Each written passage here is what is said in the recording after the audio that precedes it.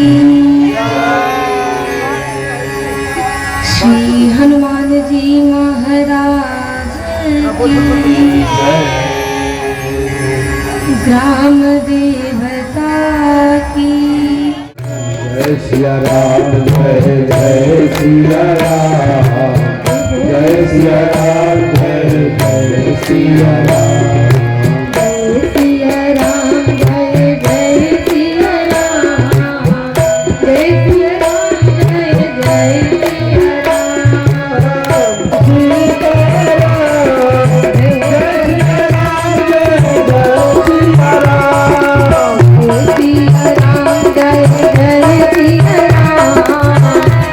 सिया राम, जय जय सिया राम, जय सिया राम, जय जय सिया राम।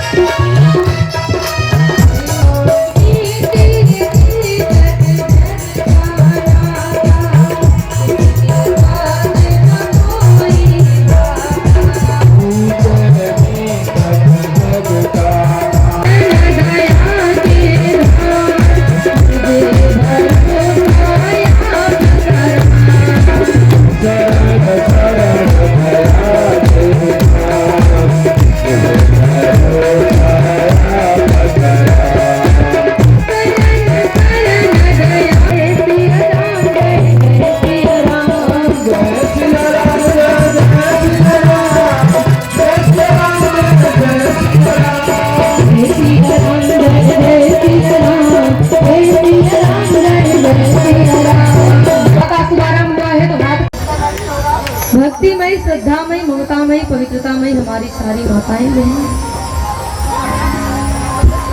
स्वाति इधर देखना, स्वाति इधर देखना, स्वाति इधर इधर देखो बाबू, बाबू थोड़ा इधर देखो, देखो यहाँ देखो, इधर इधर। आप सभी भक्तों का, आप सभी श्रोताओं का मैं व्यासपीठ की ओर से बहुत बहुत स्वागत करती हूँ। सबका वंदन और अभिनंदन करती हूँ। तो देखिए, आज कथा का 6वां दिन हो गया। हम लोग मर्यादा पुरुषोत्तम भगवान श्री रामचंद्र जी की मंगलमयी कथा कर सुन रहे हैं। कल की कथा में हम सबने बड़े धूमधाम के साथ राम जी का जन्मोत्सव मनाया। श्री हरि रघुवंश में 4 भाइयों के रूप में अवतार लिए। अयोध्या में खुशियां छा गई। सभी अयोध्या के लोग चारों तरफ बाजे बजाने लगे, नाचने लगे, झूमने लगे। तो कल जो है हमारे राम जी जन्म लेते हैं, कल की कथा में लिए। अब आइए, अब देखिए, राजा दशरथ जो है अपने चारों पुत्रों का जाति कर्म संस्कार कराते हैं। फिर कथा आती है कि नामकरण कर अवसर जाने, भूप बोल पठे मुनि ज्ञानी। जब दशरथ जी देखते हैं कि अब नामकरण संस्कार का समय हो गया है, तो दशरथ जी गुरु वशिष्ठ को बुलाते हैं। कहते हैं कि प्रभु, आप हमारे चारों पुत्रों का नामकरण करवाइए। गुरु वशिष्ठ कहते हैं कि राजन, तुम्हारे बड़े बड़े पुत्र का नाम राम है, जो सुख के धाम और पूरे संसार को सुख देने वाले हैं। तुम्हारे दूसरे पुत्र का नाम भरत है, जो पूरे संसार का भरण पोषण करने वाले हैं। तुम्हारे तीसरे पुत्र का नाम लक्ष्मण है, जो शुभ लक्षणों के धाम भगवान श्री रामचंद्र जी के प्यारे और इस पृथ्वी के आधार है। और तुम्हारे चौथे पुत्र का नाम शत्रुघ्न है, जिनके केवल नाम स्मरण कर लेने से ही शत्रुओं का विनाश हो जाता है। तो देखिए, गुरु वशिष्ठ दशरथ जी के चारों पुत्रों का नामकरण संस्कार कराते हैं। और ये जान ले कि नाम का असर, ध्यान दीजिए, नाम का प्रभाव खुद के ऊपर बहुत ज्यादा पड़ता है। आजकल लोगों के मन में जो भी नाम आता है अपने बालक का रख देते हैं। जो भी जी में आया, अगर बालक थोड़ा सांवला हो जाए, नाम क्या रख देते हैं? कल्लू, मल्लू, टिंकू, सिंटू, सुखारी, भिखारी, दुखारी, जो भी जी में आता है अपने बालक का नाम रख देते हैं। भाई देखिए, यहाँ कोई कल्लू मल्लू बैठा हो तो भाई हमसे नाराज मत होइएगा, क्योंकि हमें यहाँ पर किसी का नाम पता नहीं है। और वैसे भी आपकी थोड़ी ना गलती है, गलती तो आपके माता पिता की है जो आपका नाम कल्लू मल्लू सुखारी भिखारी ठोकन वेतर गुग्गन रखे हैं। भाई देखिए, हमारे यहाँ, मैं अपने गांव की बात बताऊं, मेरे गांव में ये सारे नाम हैं। सुखारी भी है, भिखारी भी है, फेकर है, बोतल है, बिग्गर है। ये तीनों भाई तो एक ही है, फेकर, बोतल, बिग्गर, ये तीनों एक ही भाई है। तो ऐसे ऐसे नाम रखते हैं लोग अपने बच्चों को। और माए लोग भी क्या रखती हैं? कठवतिया। तो देखिए, नाम का असर खुद के ऊपर पड़ता है। पता है, एक बार एक परिवार में 5 लड़कियां थी। 5 लड़कियां थी। एक का नाम था टूटी, एक का नाम था फटी, एक का नाम था फीकी, एक का नाम था मरी और एक का नाम था भूतनी। 5 लड़कियां, टूटी, फटी, फीकी, मरी और भूतनी। और देखे, जो भूतनी थी बड़ी बेटी थी, शादी होने वाली थी। लड़की का पिता घर पे नहीं था, तो लड़की को देखने एक मेहमान आया। और केवल लड़की की माँ घर पे थी, पिता कहीं बाहर गया था। अब लड़की की माँ ने मेहमान से कहा कि आप कुर्सी पर बैठोगे कि चटाई पे? मेहमान ने कहा एक कुर्सी लाइए। अब लड़की की माँ अपनी बेटी को पुकारने लगी, कहने लगे टूटी कुर्सी लेकर आओ। मेहमान सोचे टूटी कुर्सी। उन्होंने विचार किया कि टूटी कुर्सी पर बैठने से तो बढ़िया है कि मैं चटाई पे बैठ जाऊं। कहने लगे नहीं नहीं, आप हमारे लिए चटाई मंगाइए। मेहमान बोले चटाई मंगाइए। तब लड़की की माँ कहने लगी फटी चटाई लेकर आओ। मेहमान सोचे फटी चटाई। उन्होंने सोचा कि फटी चटाई पे बढ़िया है बैठने से कि जमीने पे बैठ जाओ। कहने लगे कुछ मत मंगाइए ना, ऐसे ही ठीक। लड़की की माँ बोली चलिए ठीक है, अब आप बताइए चाय पियेंगे कि दूध पियेंगे? मेहमान बोले कब चाय ले आइए। तब लड़की की माँ कहने लगी फीकी चाय लेकर आओ। मेहमान सोचे फीकी चाय, फीकी चाय पीने से बढ़िया है कि दूध ही ना पी लूं। कहने लगे नहीं नहीं, चाय मत मंगाइए, दूध मंगाइए। लड़की की माँ बोली मरी भैंस का दूध लेकर आओ। मेहमान सोचे मरी भैंस का दूध। कहने लगे हमें कुछ नहीं खाना, कुछ नहीं पीना, हम बस लड़की देखने आए हैं, लड़की को दिखाइए। तब लड़की की माँ कहती है लड़कियों जल्दी भूतनी लेकर आओ। मेहमान भूतनी सुनते ही गिर के बेहोश हो गए। तो भाई जो भी जी में आए अपने बालक का, बालिका का नाम ना रखें, क्योंकि नाम का प्रभाव, नाम का असर अपने ऊपर बहुत ज्यादा पड़ता है। जैसा बालक को बनाना चाहते हैं आप उस अनुसार अपने बालक का नामकरण करवाइए, जो बनाना चाहते हैं, क्योंकि नाम का भी असर खुद पे पड़ता है। तो गुरु वशिष्ठ राजा दशरथ के चारों पुत्रों का नामकरण संस्कार कराते हैं। फिर देखिए भगवान बहुत सारी लीलाएं करते हैं। फिर कटाती है कि भय कुमार जब ही सब भ्राता, दिन जने गुरु पितु माता, गुरु गृह गए पढ़न रघुराई, अल्प काल विद्या सब आई। भगवान जब बड़े होते हैं तो माता पिता गुरु जनेऊ संस्कार कराते हैं।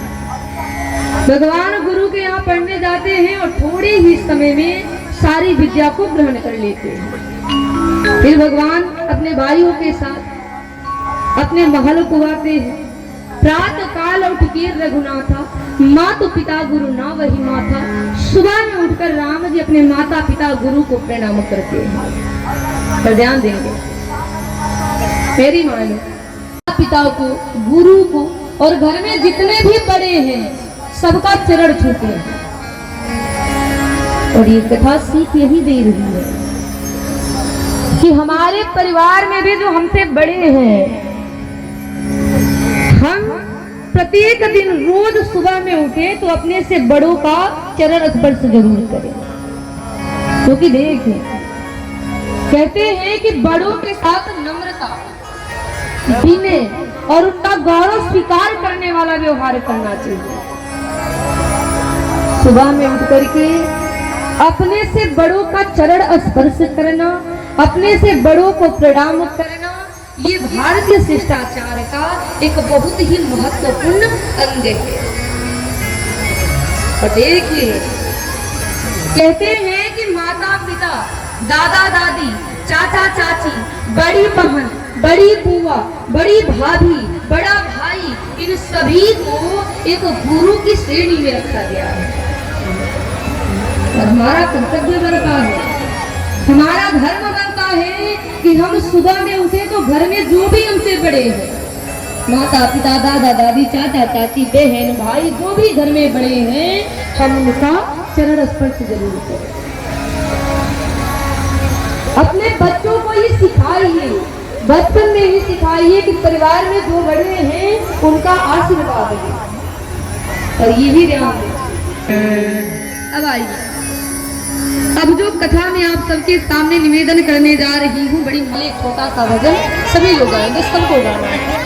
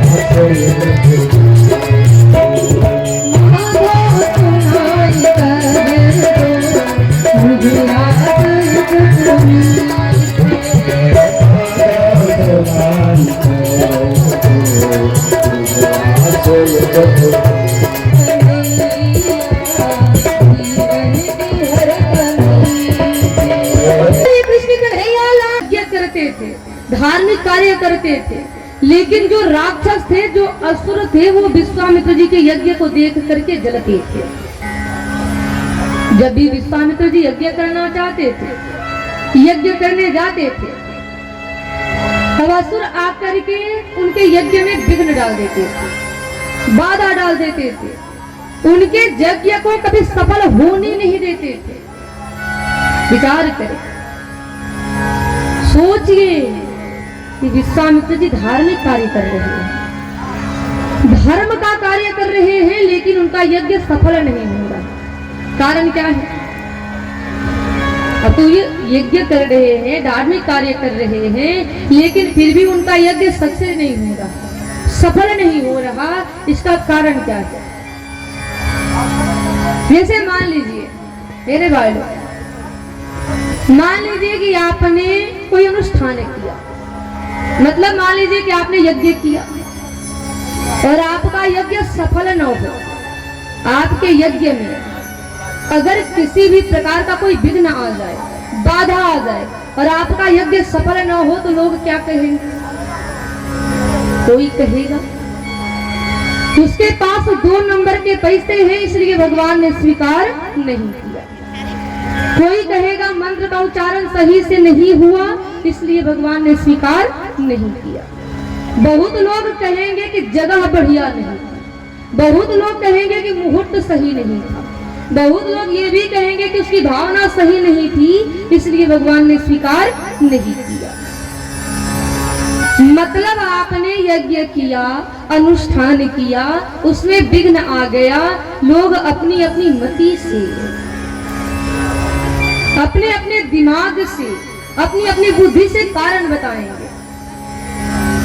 अब यहाँ पर विश्वामित्र जी यज्ञ कर रहे हैं और उनके बारे में तो बाबा तुलसी ने लिख दिया है कि विश्वामित्र महामुनि ज्ञानी, महाज्ञानी है। विश्वामित्र जी के पास तो 2 नंबर के पैसे भी नहीं है, उनकी भावना भी सही है, जगह भी बढ़िया है, मंत्र में किसी भी प्रकार से उनसे कोई गलती हो ही नहीं सकती। कोई भी कार्य करते हैं बिल्कुल मुहूर्त को देख कर करते हैं, बिना मुहूर्त देखे कोई काम करते नहीं हैं, लेकिन फिर भी उनका यज्ञ विध्वंस हो जा रहा है, सफल नहीं हो रहा।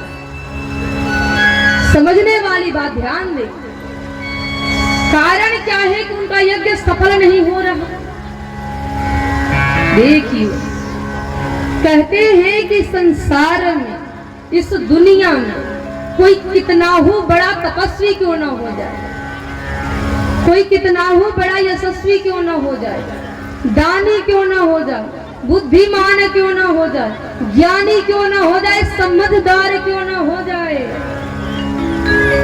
अगर अपने आप को, खुद को भगवान को समर्पित नहीं किया, आत्मसमर्पण भगवान को नहीं किया, तो उसका कल्याण कभी नहीं होगा।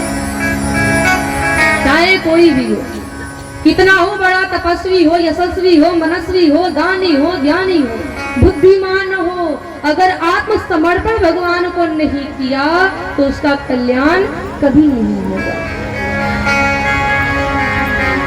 अगर आप भगवान से जुड़ करके, भगवान की कृपा से जुड़ करके कोई काम करते हैं, भविष्य में 10 गुना आगे बढ़ेंगे।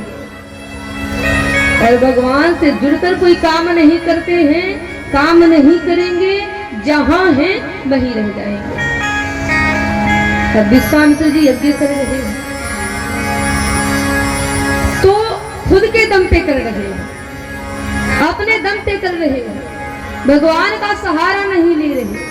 और जब खुद के दम पे यज्ञ कर रहे हैं तो यही कारण है कि उनका यज्ञ सफल नहीं हो रहा। कोई भी कार्य करिए, छोटा काम हो, बड़ा काम हो, भगवान से जुड़कर करिए, भविष्य में 10 गुना आगे जाएंगे। उदाहरण से समझना है तो ऐसे समझना, जैसे मान लीजिए हमें जब हम लोग 1 के आगे 0 लगाते हैं तो क्या होता है, 1 का मान डायरेक्ट 10 गुना हो करके 10 बन जाता है। फिर 0 बढ़ाएंगे, उसके मान में 10 गुना की वृद्धि होगी, 100 होगा। जैसे जैसे 0 बढ़ाते जाएंगे उसके मान में 10 गुना की वृद्धि होती जाएगी और वो जो है अरबों खरबों तक पहुंच जाएगा। लेकिन विचार करें कि अगर उन संख्याओं में से आप 1 को ही गायब कर दें, 1 को ही हटा दे तो क्या बचेगा, केवल 0 बचेगा। और 0 का कोई मान नहीं है, कोई वैल्यू नहीं है, कोई कीमत नहीं है जब तक 1 से जुड़ा रहा, उसका मान बना रहा। वैसे ही भगवान से जुड़कर कोई काम करेंगे, भविष्य में 10 गुना आगे बढ़ेंगे, और भगवान से जुड़कर काम नहीं करेंगे तो जहां हैं वहीं रह जाएंगे। अब विश्वामित्र जी ज्ञानी है, समझदार है, तपस्वी है, यशस्वी है, लेकिन खुद के दम पर यज्ञ कर रहे हैं, उनका यज्ञ सफल नहीं हो रहा। तब मुनिवर मन किन्न विचारा, तब विश्वामित्र जी सोचते हैं, विचार करते हैं कि आखिर मैं यज्ञ कर रहा हूँ, धर्म का कार्य कर रहा हूँ, तो हमारा यज्ञ सफल क्यों नहीं हो रहा। तब समझ जाते हैं कि सब कुछ ठीक है, सब बढ़िया है, बस एक चीज की कमी है और वो है भगवान की कृपा। अब ये सोचकर विश्वामित्र जी तुरंत अब अयोध्या जाते हैं। अब राजा दशरथ जो है विश्वामित्र जी का बड़ा आदर करते हैं, बड़ी सेवा करते हैं, पूजा करते हैं, पवित्र स्थान पर बिठाते हैं। और फिर दशरथ जी कहते हैं कि प्रभु आप तो कभी ऐसे नहीं आते, कभी ऐसी कृपा नहीं करते, बिना बुलाए कभी नहीं आते, आज बिना बुलाए आए हैं, जरूर कोई ना कोई कारण होगा, बताइए किस कारण से आए हैं, मैं उसे पूरा करने में देर नहीं लगाऊंगा।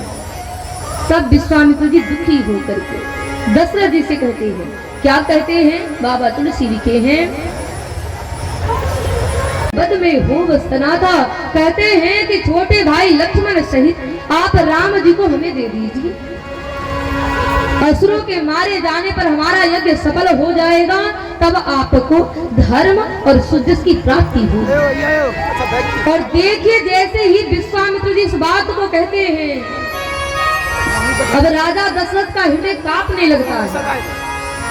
दशरथ जी कहते हैं कि हे मुनि, चौथे पन में हमें 4 पुत्र मिले हैं और आप बिना सोचे विचारे मांग रहे हैं। मांगो भूमि धेनु धन कोसा, सर्वस देव आज सहरोसा, देह प्राण ते प्रिय कछुना, सो मुनि त्यो निमिष कमाही। कहते हैं कि मुनि आप उसे धन मांग लो, खजाना मांग लो, पृथ्वी मांग लो, गौ मांग लो, मैं सब कुछ बड़े हर्ष के साथ दे दूंगा, खुशी खुशी दे दूंगा। यहाँ तक कि इस देह और प्राण से प्यारा कुछ नहीं होता महाराज, आप मुझसे ये भी मांग लो, मैं एक क्षण में आपको ये भी दे दूंगा। लेकिन हमारे 4 पुत्र हमारे प्राण नहीं, उनमें भी राम को दे दे नहीं बनता, कहा वे डरावनी और क्रूर राक्षस, और कहा मेरे सुंदर सुकुमार पुत्र। यह आपके यज्ञ की क्या रक्षा करूंगी, आप हमें ले चलो, मैं आपके यज्ञ की रक्षा करूंगा। और जैसे ही विश्वामित्र जी इस बात को कहते सुनते हैं, विश्वामित्र जी दशरथ जी से कहते हैं, क्या कहते हैं, आइए गीत के माध्यम से सुने। विश्वामित्र जी दशरथ जी से कह रहे हैं, क्या देखे पाचन माँ काहे, करला बहन माँ रघुवंशी दाता, करका छूमनवा में विचार, रघुवंशी दाता, छूमनवा में विचार, देखे पाचन माँ काहे, करला बहनवाए रघुवंशी दाता, करका छूमनवा में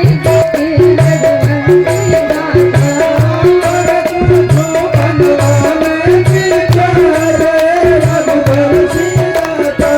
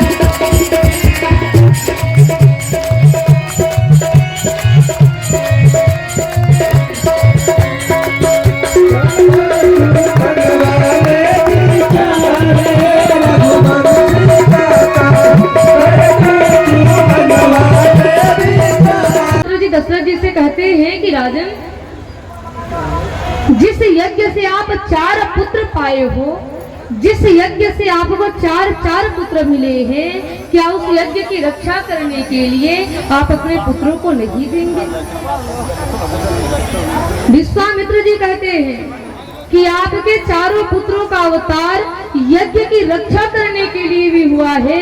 अगर आपको हमारे बातों पर भरोसा नहीं है तो आप अपने गुरु वशिष्ठ से पूछें।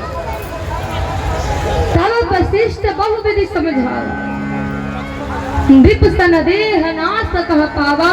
तब देखे वशिष्ठ जी बहुत प्रकार से राजा दशरथ को समझाते हैं। दशरथ जी तब क्या करते हैं कि बड़े प्रेम से भगवान राम और लक्ष्मण को बुलाते हैं। राम लक्ष्मण को विश्वामित्र जी को सौंप देते हैं और विश्वामित्र जी से कहते हैं कि ये दोनों हमारे प्राण हैं, आप इनकी रक्षा करें। अब देखिए, अब यहाँ पर जब विश्वामित्र जी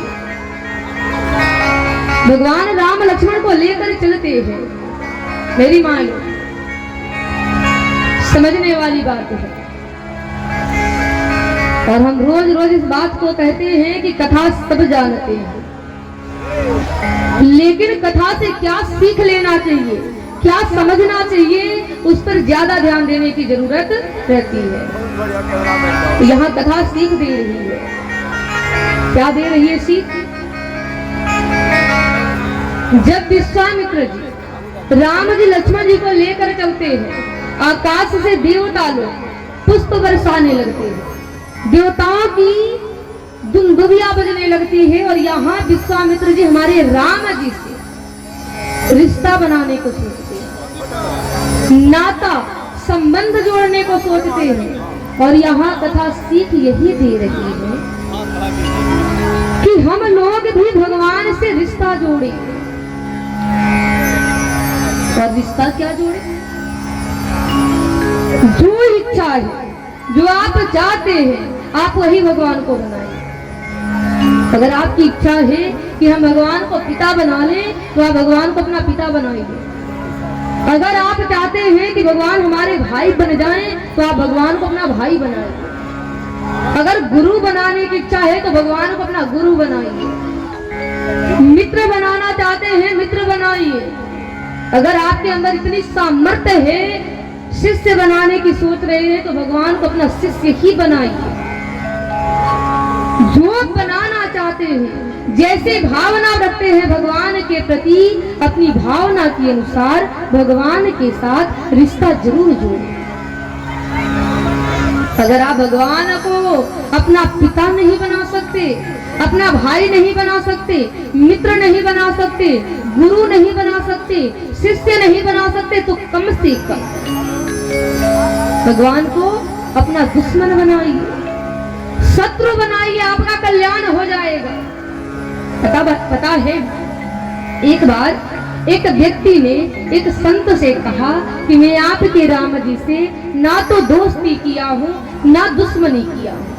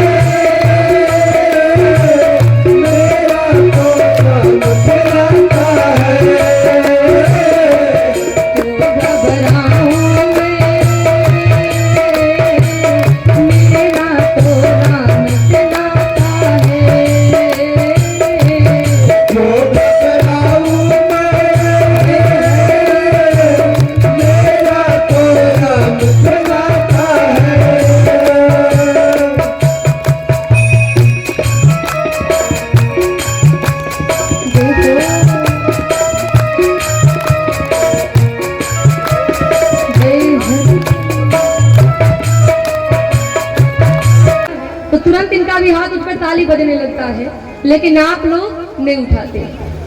अब आप लोग सोचते हैं कि जब कहा जाएगा तभी हम लोग उठाएंगे, ऐसे क्यों उठा दे। अच्छा देखिए, एक बार क्या हुआ ना, एक महात्मा जी कहीं भोजन करने गए। घर में एक दादी जी थी, अकेले, बिल्कुल बुजुर्ग थी। सारा भोजन, बहुत प्रकार के भोजन बनाई थी, बहुत व्यंजन बनाए थे। महात्मा जी को भोजन के लिए निमंत्रण दी, महात्मा जी भोजन करने गए। अब अकेले थी, सारा भोजन परोस दी, लेकिन पापड़ देना भूल गए।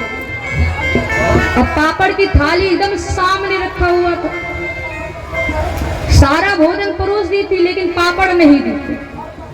अब महात्मा जी देखे जब पापड़ को, अब पापड़ को देखकर लड़ियाने लगे, ललचाने लगे। बार बार नजर पापड़ पर जा रहा था, सोचने लगे ये दादी हमको पापड़ नहीं देगी क्या, सारा भोजन दिए पापड़ नहीं दे रही। महात्मा जी सोचने लगे कैसे मांगू, मांगने में भी शर्म आ रही है।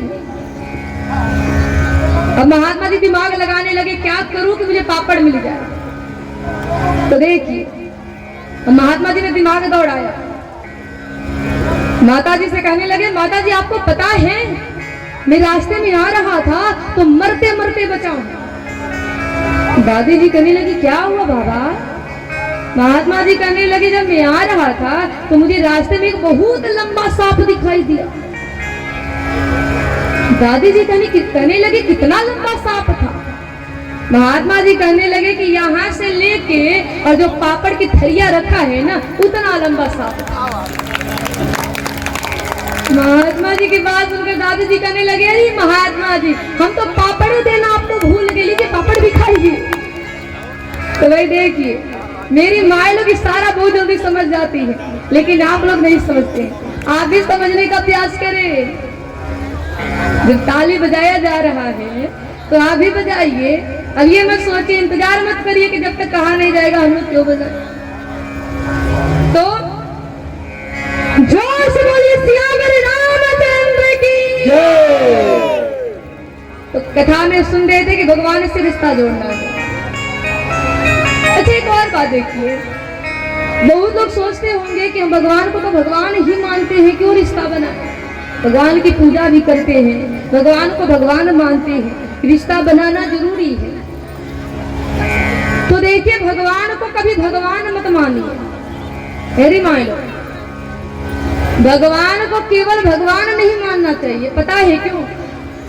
क्योंकि भगवान को हम केवल तभी तक याद करेंगे जब तक भगवान के मंदिर में जाएंगे। भगवान को केवल तभी तक याद करेंगे जब तक भगवान की पूजा करेंगे, उसके बाद भगवान को भूल जाएंगे। जब मंदिर में जाएंगे भगवान याद आएंगे, मंदिर से बाहर आएंगे फिर भगवान को भूल जाएंगे। लेकिन जब हम भगवान से रिश्ता बना लेंगे, नाता बना लेंगे, तो जिस प्रकार हम अपने परिवार के लोगों के बारे में हमेशा सोचते हैं, परिवार के लोगों से प्रेम करते हैं, वैसे ही हमारा प्रेम भगवान से भी बढ़ जाएगा। परिवार के लोगों के समान हम भगवान से भी प्रेम करने लगेंगे। इसीलिए भगवान से रिश्ता जोड़ना चाहिए।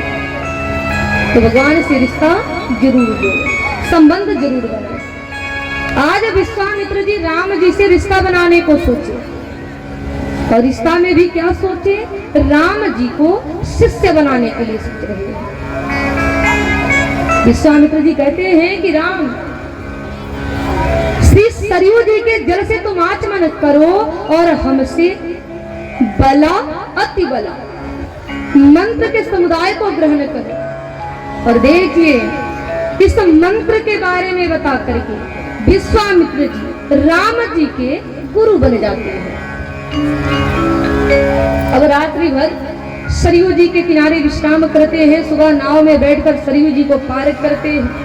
भगवान रास्ते में ताड़का का वध करते हैं। विश्वामित्र जी भगवान राम लक्ष्मण को लेकर के अपने आश्रम पर जाते हैं, बहुत सारे अस्त्र शस्त्र देते हैं, सबके प्रयोग विधि बताते हैं। रात्रि होती है, सभी विश्राम करते हैं। प्रातः कहा मुनिस्तन रघुराई, निर्भय यज्ञ करम तुम जाई। सुबह में उठकर राम जी विश्वामित्र जी से कहते हैं जाइए जाकर यज्ञ करिए। तब विश्वामित्र जी भगवान राम की बात को सुन करके यज्ञ को करने जाते हैं। राम लक्ष्मण यज्ञ की रखवाली कर रहे हैं। सुबाहु मारीच को पता चलता है कि विश्वामित्र जी यज्ञ कर रहे हैं। सभी राक्षसों को लेकर आ जाते हैं यज्ञ को विध्वंस करने। राम जी मारीच को देखते हैं, सोचते हैं ये मारीच तो मायावी है, आगे चलकर हमारे काम आएगा। इसलिए भगवान राम बिना फर वाले बाण से मारीच को मारते हैं।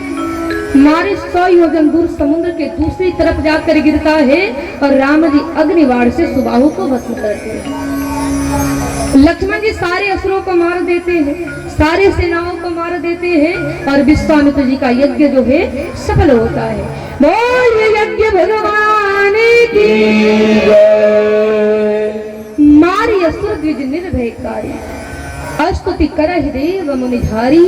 सारे असुर मारे जाते हैं, सभी ऋषि मुनि देवता सब भगवान की स्तुति करते हैं। अब देखिए, अब कथा आती है कि इधर जनक जी महाराज सीता जी का स्वयंवर रखते हैं। अब जनक जी एक दूत के द्वारा विश्वामित्र जी के यहाँ एक लेटर भेजते हैं, पत्र भेजते हैं। विश्वामित्र जी पत्र को पढ़ते हैं, राम जी से कहते हैं चलो चलकर सीता जी का स्वयंवर देखो। अब जैसे ही हमारे राम जी सुनते हैं कि सीता जी का स्वयंवर होने वाला है तो राम जी मन ही मन बड़े प्रसन्न होते हैं। पता है राम जी खुश क्यों होते हैं? राम जी सोचते हैं कि अब हमारी जो यहाँ से अब यात्रा प्रारंभ होने जा रही है, अब हमारे विवाह क्यों जा रही है। और मेरे भाई लोग, माई सुबह में उठ करके पति का पैर छूती, हाथ उठाइए। 1 2 3 4 पीछे मेरी माई लोग, अच्छा नीचे करा। कितनी माई अपने पति से रोज रोज झगड़ा करती है। नहीं देखिए, पैर नहीं छूती है, इसका मतलब तो यही है ना कि आदर नहीं करती है, और आदर नहीं करती है इसका मतलब यही है कि झगड़ा करती है। पता है एक बार एक पति पत्नी में झगड़ा हुआ। पति कहने लगा कि अगर मैं असल बाप का बेटा होऊंगा तो तुमसे पहले बोलूंगा। पत्नी कहने लगी कि अगर करे, लेकिन सोचने लगता था कि अगर मैं पहले बोल दूंगा तो मेरी पत्नी सोचेगी कि मैं नकली बाप का बेटा हूं। पत्नी सोचती थी चलो हमें ही बोल दे, लेकिन वो भी सोचने लगती थी कि अगर मैं पहले बोल दूंगी तो ये सोचेंगे कि मैं नकली बाप की बेटी हूँ। अब दोनों लोग बोल चाल बंद कर दिया। कई महीने बीत गए, बोल चाल चालू नहीं हुआ। अब देखिए, एक बार पति को कहीं बाहर जाना था काम के सिलसिले में। 4 बजे भोर में उसकी ट्रेन थी। अब उस समय मोबाइल का जमाना तो था नहीं कि अलार्म लगाकर सोए। अब उसने क्या किया कि दिमाग लगाया, क्या करूं, कैसे पत्नी को बोलूं कि 3 बजे में जगाना, 4 बजे ट्रेन है। खूब दिमाग लगाया तो उसके दिमाग में एक उपाय आया। तो उसने क्या किया, एक चिट्ठी लिखी। चिट्ठी में लिखा कि देखो काम के सिलसिले में हमें बाहर जाना है, 4 बजे सुबह में हमारी ट्रेन है, 3 बजे तुम हमें जगा देना। अब इतना चिट्ठी में लिखा, पत्नी के पतिया के नीचे रख दिया, आराम से सो गया। सुबह उठा, घड़ी देखा, घड़ी में 6 बज गए। अब बड़ा क्रोध आया, लगा पत्नी पर चिल्लाने, अरे सोते बज गए हैं, अब उठ जाओ। कोई ऐसे जगेगा, पहले काम का नुकसान हो जाए हम झुकने वाले। तुम्हारी माँ लोग ऐसा ना करें। नारी के लिए पति ही भगवान होता है, तो पति की सेवा। सुबह में उठ करके पति को जरूर प्रणाम करिए, उसका पैर छूइए। बहुत माँ लोग कहते हैं कि त्योहार के दिन हम लोग छूते हैं। त्योहार के दिन बस पति का पैर छूती है और फिर झगड़ा। शर्म आएगी, लज्जा आएगी 1-2 दिन, लेकिन फिर लज्जा अपने आप दूर हो जाएगी। तुम्हारी माँ लोग जो छूती है अच्छी बात है, जो नहीं छूती है कैसे छूना चालू कर दीजिए। ताकि आपके पति को भी लगे कि हमारी पत्नी के अंदर सुधार आया है। ये जान लें, अगर आप पति का आदर करती हैं, पति का सम्मान करती हैं, अगर पति के अंदर 2-4 अवगुण भी हैं तो अपने आप सुधर जाएंगे, क्योंकि कहते हैं कि नारी जाएगा। तो आप अपने अंदर जरूर बदलाव लाएं। तो आइए छोटा सा भजन सभी लोग दोनों हाथ उठाकर, खासकर मेरे भाई लोग।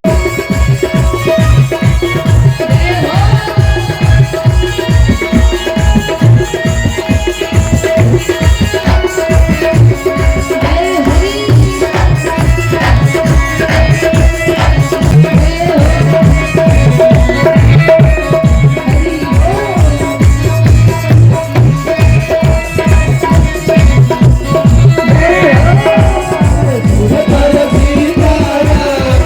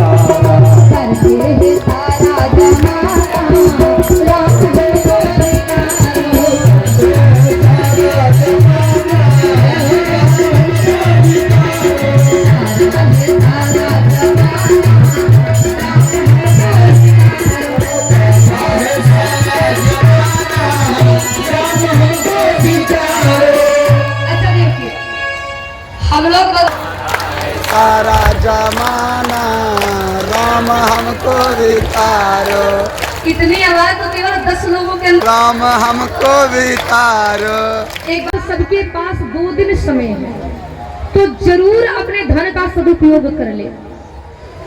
यदि मान लो जो हाय हाय करती है, तिजोरी भरती है, गहने बनवाती है, हार पहनती है, कंगन पहनी है, कान में झुमका पहन के घूमती है, ये मरने के बाद सब पतोहिया छीन लेंगे। पतोहिया बाद में रोएंगी, बड़की पतोहिया तुरंत करामे का निकालने लगेगी, मझली पतोहिया हथवा में का निकालने लगेगी, छोटी पतोहिया गर्दन में से निकालने लगेगी, बाद में रोएंगी। तो कुछ साथ जाएगा नहीं, जाएगा क्या जो दान किए रहेंगे। तो दान जरूर करें। 2 दिन समय है, जहां पर भी दान पेटी रखा है जाइए जरूर उसमें डालिए। और एक बात, 2 दिन का समय है, बाद में पछताना ना पड़े। पता है एक व्यक्ति था, आइए इस पर हम एक छोटी सी कथा सुना देते हैं जो कंजूसी करते हैं उनके लिए। एक व्यक्ति था, उसका नाम था दानचंद। तेरी मानो मजाक में, व्यंग में लोगों ने उसका नाम रख दिया था दानचंद। कभी दान नहीं करता था,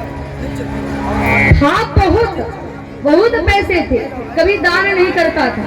और देखिए दान नहीं करता था बात तो अलग है, अपने शरीर पर भी 1 रुपया खर्च नहीं करता था, इतना कंजूस। उसके घर से केवल 12 किलोमीटर दूर गंगा जी थी, कभी गंगा जी नहाने भी नहीं गए। पता है क्यों? सोचता था कि जब मैं गंगा जी जाऊंगा नहाने तो वहां तो पांडा लोग रहते हैं, मांगने लगते हैं, देना पड़ जाएगा। अब यही सोच कर कभी गंगा जी नहाने भी नहीं जाता था। अब उसकी पत्नी बार बार कहने लगी, अरे तुम्हारी उम्र हो गई है, जाओ कम से कम गंगा जी तो नहा लो। पत्नी से यही कहता कि मैं गंगा जी जाऊंगा, पांडा लोग आ जाएंगे, मांगने लगेंगे, देना पड़ जाएगा। पत्नी कहती थी दे देना, कुछ इतने पैसे हैं, कुछ दे दोगे तो क्या हो जाएगा। तो बस यही कहता था कि उन लोगों के लिए कमाया हूँ, क्यों दे दूं। अब यही सोचकर नहीं जाता था।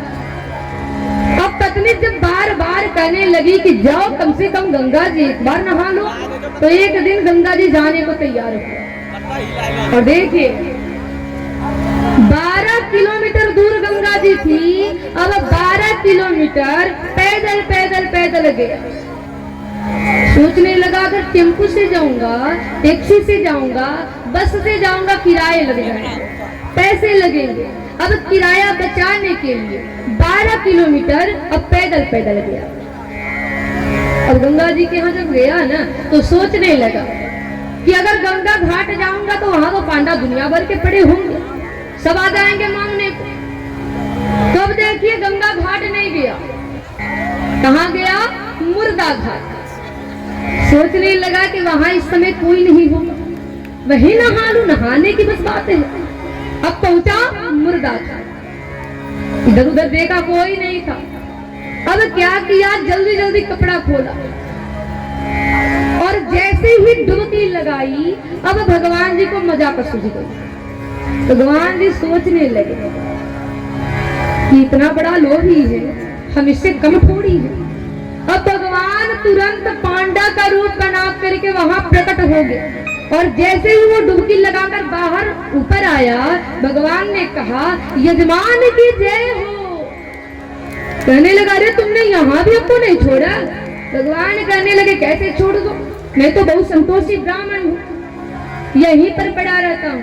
तुम्हारे समान यजमान आते हैं और हमारे लिए 1 साल की पूरी व्यवस्था कर देते हैं।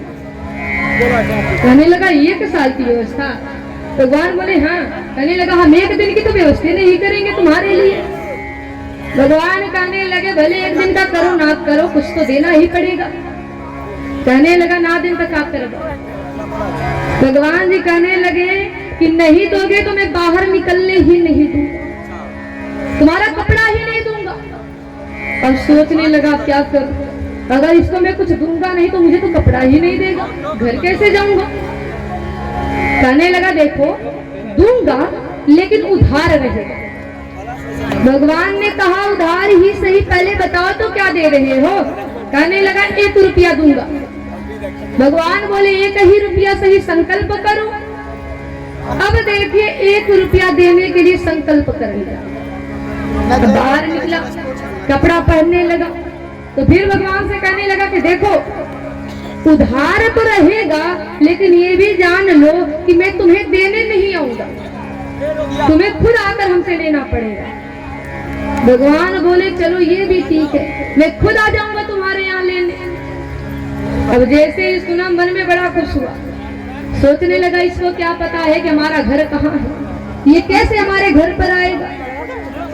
अब जल्दी जल्दी कपड़ा पहना, 12 किलोमीटर पैदल आया था, 12 किलोमीटर फिर पैदल गया किराया बचाने के लिए। घर गया और जैसे ही घर में जाकर बैठा, अब भाई भगवान पांडा बने हैं, भगवान को समय थोड़ी लगेगा कहीं जाने में। भगवान तुरंत उसके दरवाजे पर प्रकट होकर बोले यजमान की जय हो। तो उसकी पत्नी दौड़ती हुई बाहर आई, आप कौन है। भगवान कहने लगे हम पांडा हैं। पत्नी बोली यहाँ क्या कर रहे हैं। भगवान बोले आपके पति हमें 1 रुपया देने का वचन दिए हैं, वही लेने आया हूँ। पत्नी अब गई दानचंद के यहाँ, जाकर बोली कि जाइए बाहर पांडा जी खड़े हैं जो संकल्प किए हैं 1 रुपया देने की, जाकर उनको दे दीजिए। जैसे ही दानचंद सुना कि पांडा आ गया है, कहने लगा इतनी जल्दी आ गया। पत्नी बोली हाँ बाहर खड़े हैं। कहने लगा जाओ कह दो कि मेरी तबीयत खराब है, मैं बीमार हूँ, 2-4 दिन बाद आ गया। पत्नी गई, जाकर दानचंद से भगवान से कहने लगी कि देखिए मेरे पति की बड़ी ज्यादा तबीयत खराब हो गई, पैदल गए हैं, पैदल आए हैं, आप जाइए, आप 2-4 दिन बाद आइएगा। भगवान कहने लगे कि राम राम, यजमान बीमार है और ये पांडा बीमारी में छोड़कर चला जाए, ये तो बिल्कुल धर्म नहीं है। जब तक हमारे यजमान बिल्कुल स्वस्थ नहीं हो जाएंगे तब तक मैं यही रहूंगा। अब आप हमारे खाने पीने की व्यवस्था कर दीजिए। अब पत्नी गई, जाकर के दानचंद से कहने लगी कि वो तो यही रहने की बात कर रहे हैं, खाने पीने की व्यवस्था मांग रहे हैं। दानचंद कहने लगा ऐसे बोल रहा है। पत्नी बोली हाँ।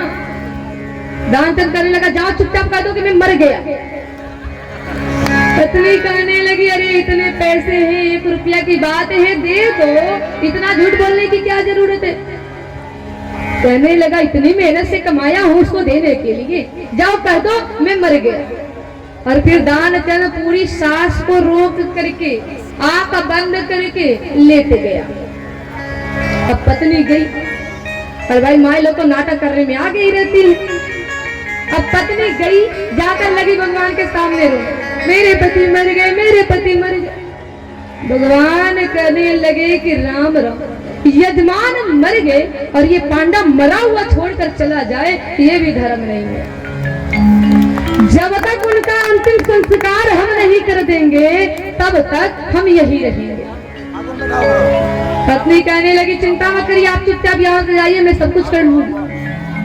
भगवान कहने लगे शाम का समय है, किससे किससे कहोगे कि आपके पति मर गए हैं, मैं जा रहा हूँ, पूरे गांव में कह दूंगा कि आपके पति मर गए। पत्नी कहने लगी आप बिल्कुल चिंता मत करिए, आप चुपचाप यहाँ से जाइए, मैं सब कुछ संभाल लूंगी। अब भगवान नहीं माने, पूरे गांव में हल्ला कर दिए कि दानचंद मर गया, दानचंद मर गया। पूरे गांव के लोग इकट्ठा हो गए, अब विमान बनने लगा। अब देखिए विमान बनने लगा, दानचंद एकदम सांस रोक करके आंख बंद करके वैसे ही लेटा है। विमान बना दिया गया, उसपे दानचंद को सुला दिया गया, बांध दिया गया, आंख नहीं खोला। सब लोग लेकर के चले भी दिए, कहने लगे राम नाम सत्य है, यही सबका सत्य है, लेकिन फिर भी दानचंद आंख नहीं खोला। अब लगी पत्नी रोने चिल्लाने, अरे ये मरे नहीं, नाटक कर रहे हैं। अब कोई भी पत्नी के बात पर यकीन नहीं कर रहा। सब लोग सोच रहे हैं कि भाई ये दुनिया है, दुनिया में जब सब मरते हैं लोग ऐसे ही कहते हैं ये मरे नहीं, जिंदा है। अब किसी को उसकी पत्नी पर यकीन नहीं। अब सभी लोग दानचंद को लेकर के पहुंच गए मरघट में। वहां चिता भी सजा दिया गया, चिता पर दानचंद को सुला दिया गया, आंख नहीं खोला। लोग आग लगाने जाने लगे। तब भगवान सोचे कि इससे तो हम ही हार। भगवान कहने लगे कि काम करो, अभी आग मत लगाओ, हमें इसके कान में कुछ बोलना है। भगवान बोले, दानचंद के पास गए, आंख बंद किया है, लेटा है। भगवान उसके कान में जाकर धीरे से बोले कि आया हूँ बैकुंठ से, तुम नाता जो। भगवान बोले, मैं भगवान हूँ, बैकुंठ से आया हूँ। जैसे ही दानचंद सुना, अब धीरे से आंख खोला। भाई भगवान तो पांडा बने, आंख खोला और जैसे ही पांडा को देखा, तुरंत आंख बंद कर लिया। सोचने लगा ये तो झूठ बोल रहा है, खुद पांडा है, भगवान बन रहा है। तब भगवान कहने लगे कि अरे सच में मैं भगवान हूँ, बताओ तुम्हें क्या चाहिए। दानचंद बोला कि सच में भगवान हो। भगवान बोले हाँ।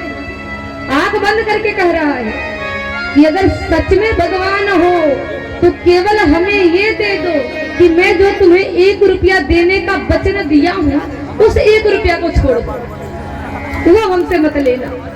भगवान कहने लगे चलो कोई ना, कोई बात ना, मत देना। तो भाई ऐसे ऐसे होते हैं जिनसे भगवान को भी हारना पड़ जाता है। तो मेरे भाई लोग, आप लोग ऐसा ना करें, आप सबके सहयोग से यज्ञ हो रहा है तो जाइएगा तो जरूर दान पेटी में कुछ ना कुछ दान करिएगा। ये धन का सदुपयोग है। तो आइए एक बात, मन में बसा कर तेरी मूर्ति उतारो है रघुवर तेरी आरती। बसा कर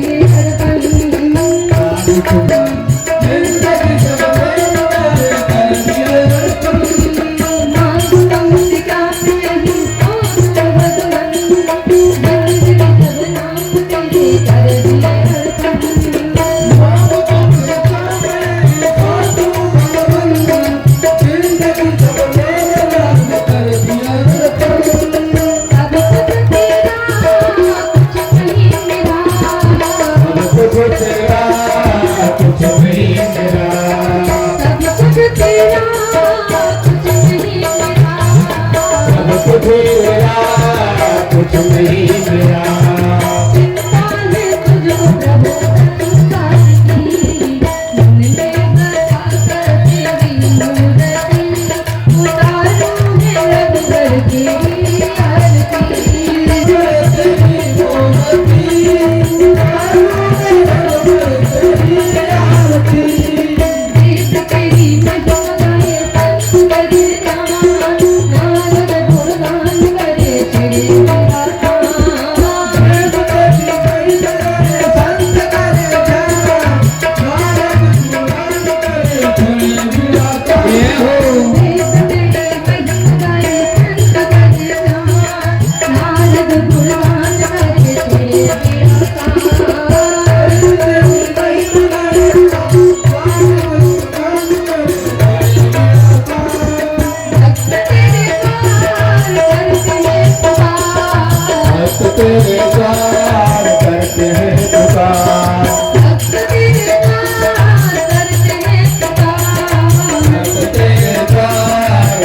करते हैं